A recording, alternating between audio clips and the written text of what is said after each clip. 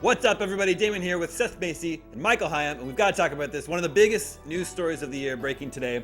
Netflix has entered into a definitive agreement to buy Warner Brothers, including its film and television studios, and presumably the video game studios that are underneath that umbrella, HBO Max, and more.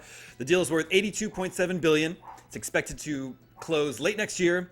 Netflix says it will continue to release Warner Brothers films in theaters. But this means that a 100-year-old movie studio is being bought by a 28-year-old streaming service that started as a DVD by mail service. So this all means that Netflix would now be the home of HBO and all its properties like Game of Thrones, DC Studios, Harry Potter, video game franchises like Mortal Kombat, Batman Arkham franchise, Hogwarts Legacy, even the Traveler's Tales Lego games like Lego Star Wars and the upcoming Lego Batman Legacy of the Dark Knight. Means Netflix will now be where you watch Friends and the Big Bang Theory. Finally. I know. It's an unfathomable amount of entertainment IP to be held by one company. And also mergers like this usually mean prices go up. Just look at what happened with the Xbox acquisition of Activision Blizzard and the price of Game Pass. So, Seth, let's start with you. This news is mere hours old, but What was your initial reaction to all this? And what might this mean for gaming specifically? My initial reaction was, holy crap, that seems like it happened really fast. I feel like yesterday everyone was just like, hey, I'm hearing some buzz. And then this morning everyone's like, the world is over. One company owns everything again. So as far as gaming, I mean, I know Netflix has been wanting... I mean, they have a gaming division. They just do a very bad job of letting people know, you can play video games on your Netflix account, which they just do a poor job of letting everyone know this. I always find out as I'm on the plane and I shut Wi-Fi off that I could be playing a game right now. So, I mean, obviously they have now all of the WB stuff. Right. Netflix is now the home of the Police Academy franchise, which I think is very exciting. But talk about bearing the lead. Yeah, so I mean, I'm thinking we're probably going to get a Telltale type, point and click adventure based around the Police Academy. But no, I think that this is gonna, man, it's so hard to say. I think Netflix, obviously they have all these great movies now that they own, but now this is going to be them pushing even further into gaming and maybe actually doing something with it. Whether or not they do that well or make a mess of it remains to be seen. Michael, how about you? What was your initial take on this?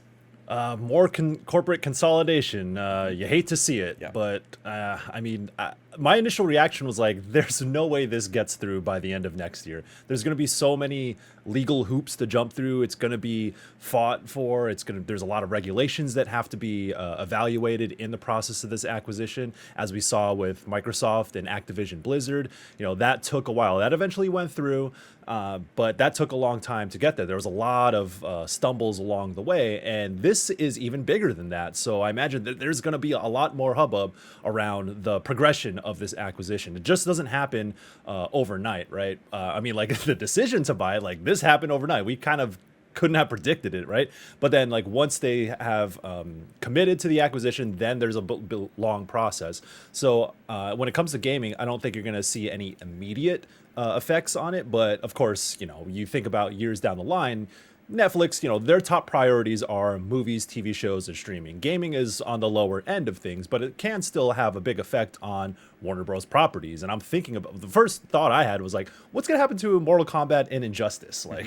Will we get another Injustice now that there's all these properties tied to it? But I just, I'm always hesitant to look. I always look at corporate acquisitions and I wince a little bit. I've been a part of acquisitions before and I know how they have an effect internally and I know what they mean for businesses overall and how it affects people on the ground level. But again, it's going to take a while for this to go through and it'll be a while until we see tangible effects of it. But in immediacy, what are going to happen to a lot of the Warner Bros. Franchises, and Warner Bros. Doesn't have a great recent track history with their games, so maybe this could have some sort of positive effect on the gaming side of things, separate from how I feel about the business side of things. Well, Ted Sarandos, CEO of Netflix, has said recently that he feels like gaming is the main competition for Netflix. Seth, you think this is getting the gaming properties underneath Warner Brothers is sort of a solution for them? I would disagree with him. I don't think that video games are the main competition. I think social media is the main competition for Netflix right now, because that's how people use social media now, like television.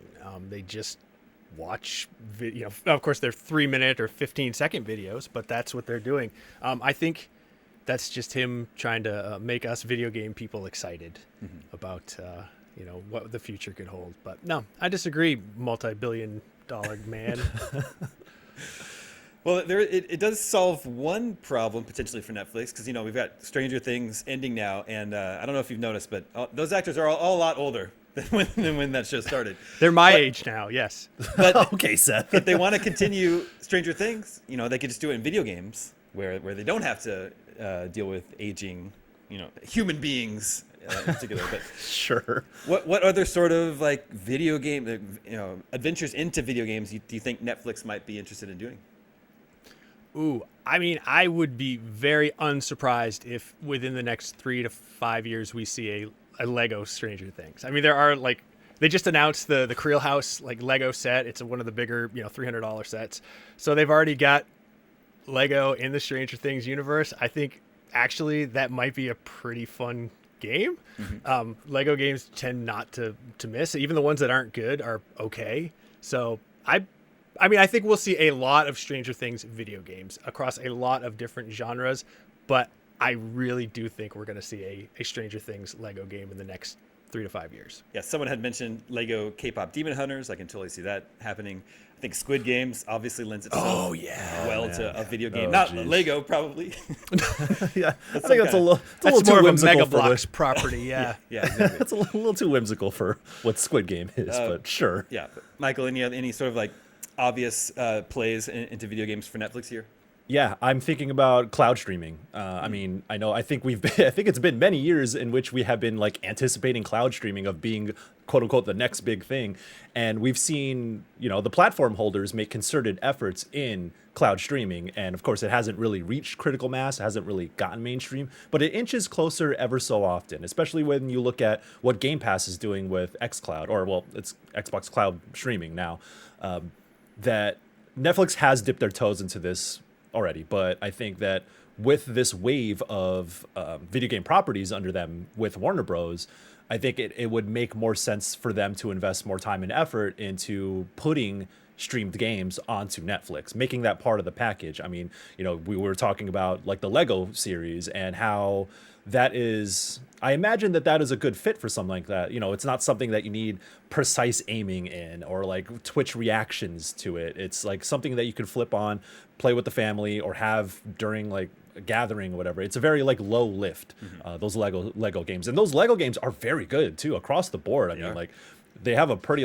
high floor when it comes to the quality of those games. So if you slap those into a Netflix service and be like, hey, connect a controller, or use your phone as a touchscreen for controls, or whatever the case might be, I think that is a sensible way for them to dip into cloud streaming into their service, and then probably expand from there with a lot of other games under the Warner Bros. Property, and maybe from there they become more of a serious contender in game publishing. Of course, they're not quite there yet, and I don't think they will be in the immediate future. But I imagine that this is their way to wedge themselves into that conversation and gain more ground in terms of publishing games and supporting games. Yeah, Netflix has been publishing games for a while now, but like Seth was saying, they don't usually do a very good job of promoting that and letting people know that it's part of your service. You don't pay anything extra to be able to play all these games. But this acquisition would make Netflix a major game publisher overnight. So, Seth, I just wonder, when something like this breaks, what conversations do you think are happening at Xbox and EA and Ubisoft right now? Oh, I'm sure there's an alarm that says in case of Netflix WB acquisition break glass. I think everyone is freaking out right now because this is going to be just another giant player in a group of giant players. And everybody wants to be on top. And now, in a weird way, they're going to have another layer of competition in a way that isn't that great, but a consolidated competition. I think they're freaking out right now, especially with Xbox being so into the cloud. This is an Xbox thing, and now it's oh crap. So now Netflix is an Xbox, and that's going to be a problem for them. So yeah, I think I think that there's a lot of people sort of freaking out and worried about where they're going to be in a year and a half, 2 years from now. But at the same time, there's also a group of people like who have just opened up the ledgers and erased a whole bunch of stuff because they're going to start throwing more money in there when they eventually, when it's just when Netflix owns just everything. You go to the Netflix Starbucks and stream your hot coffee. It's going to be a weird future. We're gonna have gangs in the streets, Amazon versus Netflix, and that's all there is going to be out in the streets, man. It's just like the Alien universe. There's just going to be 4 or 5 corporations that own everything. So looking at a year and a half to 2 years from now, Michael, if this deal were to go through in late 2026, do you think Netflix subscribers need to start worrying about the cost of their subscription going up in 2027? Probably yes. I mean, Netflix has been raising prices continuously, and I think as things get more expensive in life, or while corporations can call these shots without much consequence or pushback, this is a huge acquisition. It's got to pay for it at some point. A lot of that capital comes with just having Warner Bros. But then when you have all these moving parts and your service starts to expand and you start to offer a lot more, you can kind of get away with charging more. And they could pitch it of like, hey, look at all this extra stuff that we have. You have HBO Max with it. If you're subscribed to both HBO and Netflix, and you get that all in one, and then you raise the price of Netflix, then maybe it's not so bad if you think about it like that. But at the same time, it's like it's all in one place, and some people might find that convenient. And maybe they'd be like, oh yeah, I can unsubscribe to one and then it's all in this other thing. I pay a little bit more, that's fine. But it's the implications of it where everything else is going to go up in price. The streaming game, like the whole streaming services as a whole, are going to change because of this as well. And you're going to see prices rise elsewhere too. Or maybe you see other streamers be like, hey, we're going to keep our price. You could come to us instead. And the implications are kind of wild, but if you're a Netflix subscriber alone and you've kind of like just invested in that platform, you can expect the prices to go up. But I imagine that the offering is going to be a lot more expansive, and that's kind of again, like with consolidation of these companies where you come to for hobbyist media. It's like it's the give and take, right? Sure. Factor that into your budget going into next year.